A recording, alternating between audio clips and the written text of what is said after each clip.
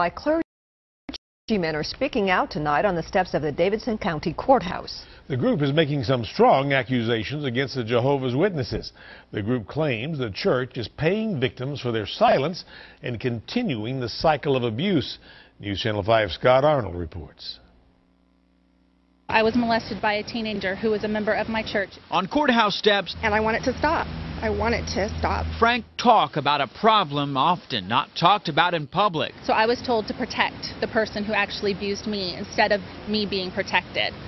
This man went on to molest other little children. Members of the group called Silentlambs, And I am an ex-Jehovah Witness, and I am an abuse survivor. claim Jehovah's Witnesses are continuing a cycle of abuse within the church. We learned that 16 victims were paid the largest settlement in history of Jehovah's Witnesses, but forced to sign a gag order that forbids them from speaking about their abuse. The group believes gag orders keep the predator's identity a secret, letting them continue a path of abuse. If you see this man in the public, report him to the police. Case in point, Rick McLean, a Jehovah's Witness elder from California, who the group claims was involved in a number of recent sex abuse lawsuits, but never named in any of them. It is so important that survivors or victims come forward for their own healing and to give affirmation to others that they're not alone. These people here behind me are victims of abuse by Jehovah's Witnesses, Catholics,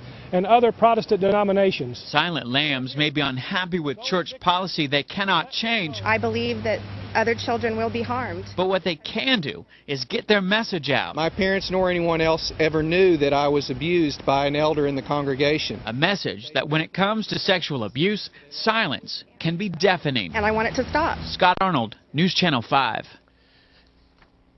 In response, Jehovah's Witnesses say, quote, "We will continue to do our utmost to protect children from this